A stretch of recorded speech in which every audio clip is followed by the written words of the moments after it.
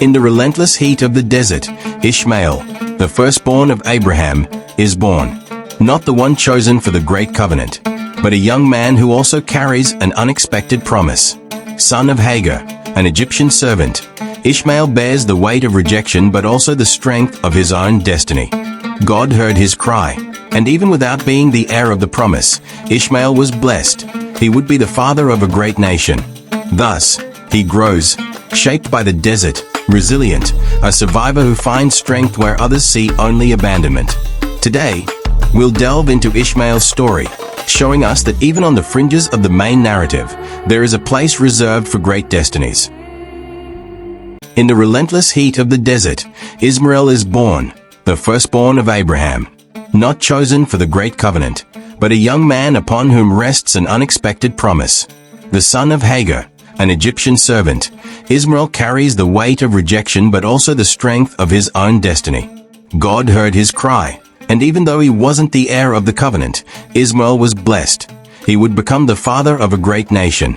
Thus, he grows, shaped by the desert, resilient, a survivor who finds strength where others would see only abandonment. Ishmael shows us that, even on the sidelines of the main story, there is a place reserved for great destinies. Imagine this: Abraham, already advanced in age, hearing God's promise that he would be the father of a great nation. Yet at this point, he and Sarah had no children. And that's where Ishmael's story began. As time passed and the promise of a son seemed distant, Sarah proposed that Abraham have a child with Hagar, her Egyptian servant, to help fulfill God's promise. Thus, Ishmael was born, bringing both joy and attention that would mark his entire life. From birth, Ishmael carried a promise from God. And although he wasn't the promised son of the covenant, God had a specific purpose for him. This makes us reflect. How often do people feel they aren't the chosen one or the first choice? Yet God looks at each of us with a unique purpose. As Jeremiah 29 verse 11 reminds us, "For I know the plans I have for you, declares the Lord, plans to prosper you and not to harm you, plans to give you hope and a future." Ishmael grew up under the care of his mother, Hagar, but things changed dramatically when Sarah finally gave birth to Isaac. With Isaac, the son of promise, tensions in Abraham's family became unbearable. Sarah, fearing that Ishmael might threaten Isaac's future, asked Abraham to send them away. Imagine the scene: a young Ishmael and his mother, Hagar, leaving the camp, looking back, perhaps for the last time. They were walking into the desert with limited water and bread, with no survival plan. This passage in Genesis 21 verses 14 to 16 reveals one of the most harrowing moments in Ishmael's life. He and his mother faced the real possibility of death by thirst, alone in a merciless desert. Yet, when Hagar wept, God heard Ishmael's cry, Genesis 21 verse 17. This is a powerful reminder that God is attentive to our pains, even when no one else seems to see or care. Often, we feel abandoned, like Hagar and Ishmael in that desert, but Psalm 34 verse 17 assures us, "The righteous cry out, and the Lord hears them. He delivers them from all their troubles." In that moment, God's angel appeared to Hagar, showing her a well of water and assuring her that Ishmael would become the father of a great nation. This reminds us that God never abandons his children. He has a plan, even when we are in the midst of the desert. Just as he cared for Ishmael, he cares for us.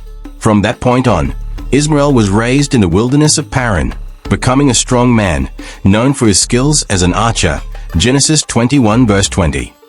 He grew up in a challenging environment, but it was there that his resilience, courage, and leadership were shaped. Ishmael became a leader of his own tribe and, as promised by God, fathered a great lineage that gave rise to many nations. This growth in the desert teaches us that, often, it's in the most difficult situations that God forges our character. James 1 verses 2 to 4 encourages us to view trials as opportunities for spiritual growth. Consider it pure joy, my brothers and sisters, whenever you face trials of many kinds, because you know that the testing of your faith produces perseverance. Ishmael shows us that God can turn hardships into lessons and strengths. He went from a young man in danger to a respected leader, building a legacy that endures to this day. Ishmael wasn't the chosen one to carry the covenant, but God never abandoned him. His life shows us that God's plan is for everyone, not just for a few. Moreover, Ishmael represents all those who, in some way, feel excluded, forgotten, or outside the plans.